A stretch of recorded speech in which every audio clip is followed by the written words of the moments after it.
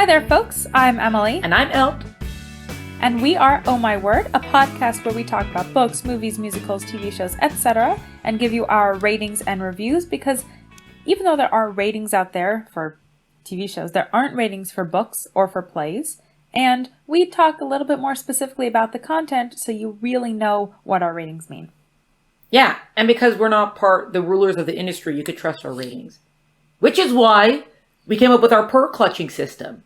Because it's not necessarily... Now, we should also highlight that this is not necessarily about how well or not well something is done. It's about the content of it, right? Correct. So our content is about violence, language, and romance specifically. Violence sometimes can include like suicide or abuse or things like that. Language, romance can include nudity and things like that, depending what it is. And that's a 0 to 4 system, so scale. So 0 is excellent. Aim for 0. 0 is a complete number. No, I don't know what it is. Aim for 0, and 4 means that there's just too much of all the stuff in it. 0 is probably definitely not for kids, and probably not even for adults, because why are you putting this in books and films? Exactly. So we hang out in a bunker in our mother's basement because it's the safest place to be. Because did you know outside of our basement there's grass, and grass is super itchy, and I'd sort of just try to avoid things like that at all costs, because number one, it's itchy, and also you never know what else could be hiding in that grass. Spies, ants. Did you just try to segue? She did. Did I? Because I'll tell you why. No, I didn't, because you told me that I don't try to segue anymore, that I'm supposed to just talk and then maybe it'll work out. Okay, good. I'll tell you why you just did a segue. You don't know what could be hiding in the grass. Spies or something like that. Why is that? Right. Because the book we're going to talk about today, Isle of Blood and Stone, by, we're sorry if we mispronounce your name, Makiia Lucier, is about how 18 years ago, 2 princes and their retinue were murdered by a rival kingdom. But how did that happen? They went on a picnic. And in that picnic, all of a sudden, in the grass and the trees, emerged the people who could have got rid of them. Oh my goodness, I'm like a secret amazing seguer. Yes, you are. I'm here to bridge the connection. To say all these words that you're throwing out right now, see how they actually connect to what we're talking about. Thank you.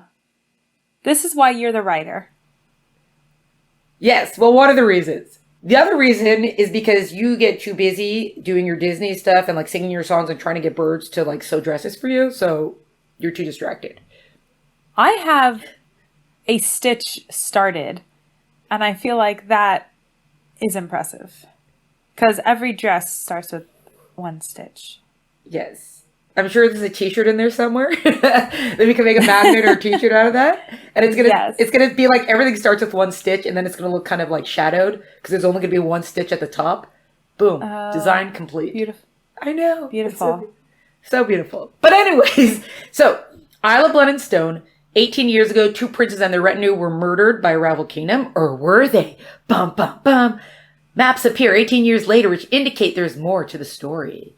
Because one of the people in the retinue who was supposedly killed, his signature is all over those maps, and there are parts of the map that are like things that happened within 18 years, like landscape changes, or like new buildings that went up, and they're in the new maps. So he couldn't have been dead 18 years if he put it in the map that has a signature all over it. So quests, fights, and courtship ensue as 3 royal attempt to solve the mystery. Now, well said. Thank you. Our pearl clutching scales, violence is a 2, language is a 1, romance is a 2. Actually, even though you got like 2 2s in there, it's a pretty clean book, especially for YA.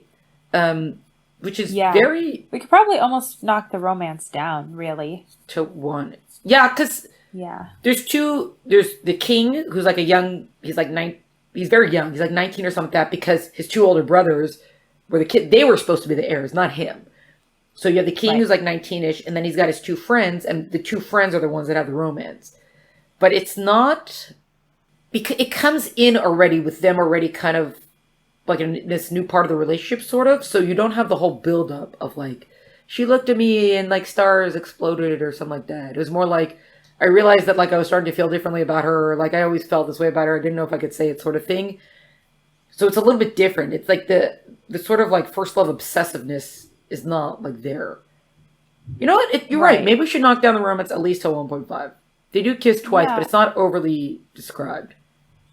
And they kiss in moments of, in a lot of books we've talked about this, how they'll kiss right before they're about to die, or they'll sleep together right before they're about to die.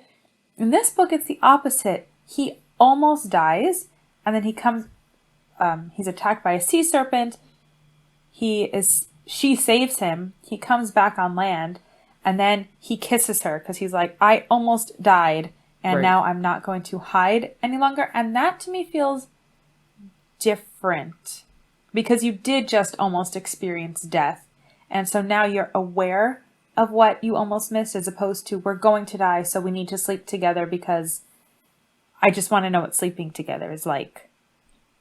Like, I can't die without having slept with you, as opposed to I did almost die, and now I'm aware of the more important things in life, or something like, I don't know. It felt different. Also, they're older. They're 19 or 20. They're not like 15 or 16, which, once you're an adult and you kiss someone, it feels different than teenagers being obsessively in love and kissing and going all crazy on each other. And there's no indication of them sleeping together either, which is great. So hooray. No, none of that.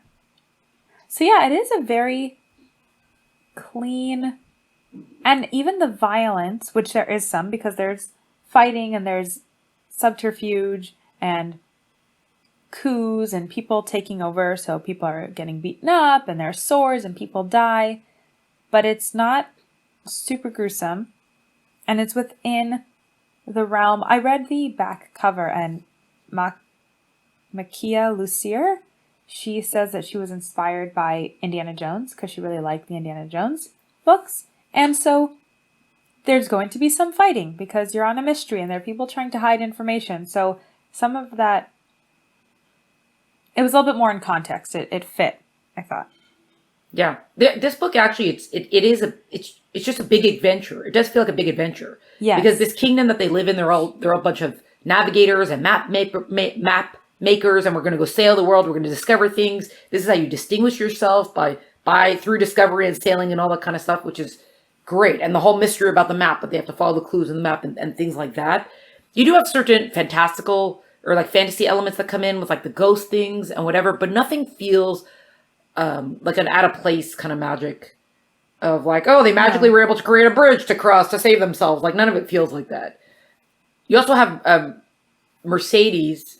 I don't even know if that's how you're supposed to pronounce it, but I'm just going to pronounce it like that. Or like there's supposed to be like like an accented, like a lilted. But so she's the girl. So you have the two guys and you have the girl. So she's even portrayed as being, they try to say like, she's well, I don't want to call it mixed race, but I guess she is like a part of her. One parent was from one kingdom. The other parent's from the other kingdom. That other kingdom is the one that they attacked because they supposedly kidnapped the princes and killed the princes and that kind of stuff. So they try to say like, oh, she always felt like an outsider or whatever, but it's more like said than actually shown. She has one person spit on her or whatever, but she's also considered this like amazing ambassador. Like the king trusts her to be like an amazing ambassador, and she like owns it. Like she is the ambassador. So that's why it never feels like, it doesn't really ever really come across that she's less, or that she should ever feel less.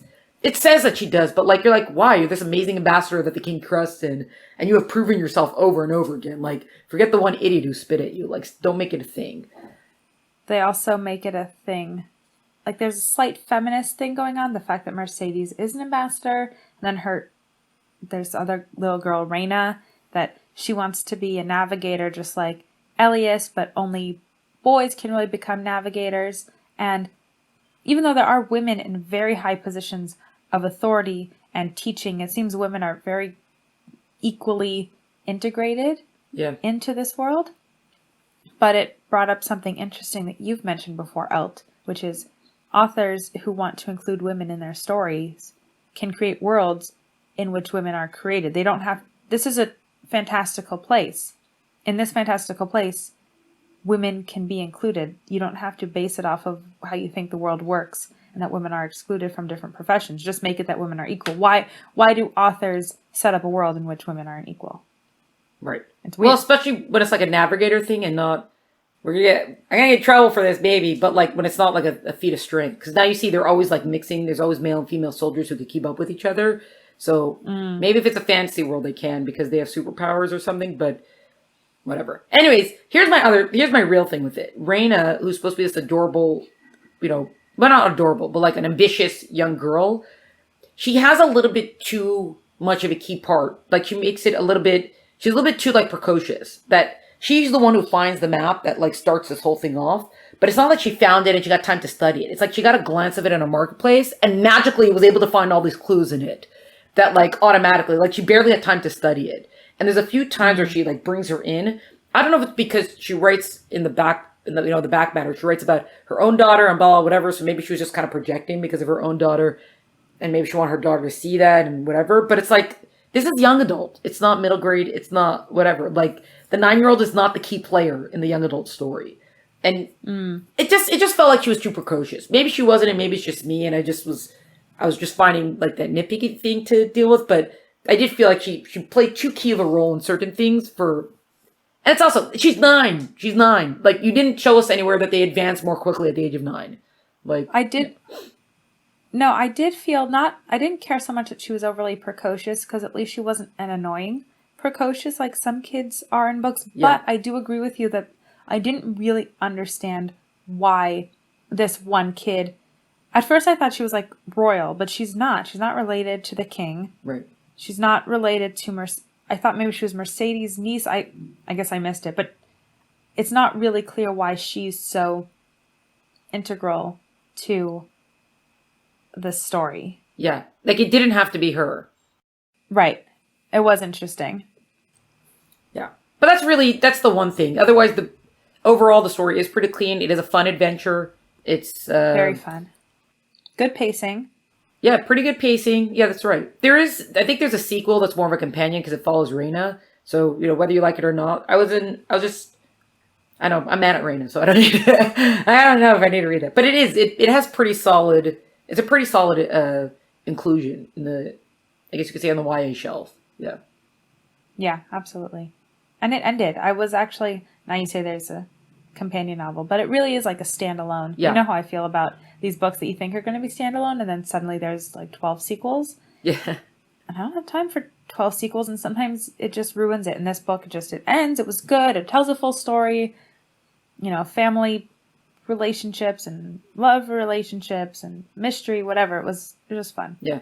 Oh, and also one good thing is that even though the king is like 19 years old, there's no sense of like, why are you a king at 19 years old? Like you see the people have a love of of the king of the family, like, oh, you're a king, like we're gonna protect you, like because there's no sense of like that's not where the intrigue is. She didn't add in like unnecessary like intrigue. It's like go figure out what happened to the princes, go figure out with the maps, not like and also by the way people are trying to overthrow the king.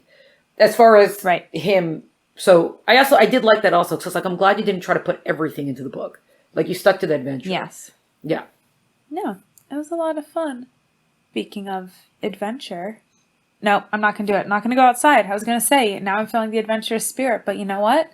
I still don't know what's in that grass. I'm not going to do it. I don't think I can. Maybe you should just stand by the window for a little bit and see if that will, you could open it even slightly. Yeah, I'll just stand at the side with like I'll stand at the side with some sort of, weapon or something in case something tries to get in. Yeah, my crossbow, yeah. For sure. Yeah. All right, I think that might satiate my spirit of adventure. I'm going to go grab my Indiana Jones fedora. Dun dun dun dun dun dun dun. Oh yeah, see you next time, folks. Thanks so much for listening. Cheers, everyone. Oh My Word podcast is brought to you by the pearl-clutching basement dwellers at Oh My Word. Follow us on Instagram for updates at Oh My Word podcast, or like and subscribe wherever you listen to podcasts. For full episode notes and detail, visit eltenenbaum.com. Music is by Tim Burke. See you next time.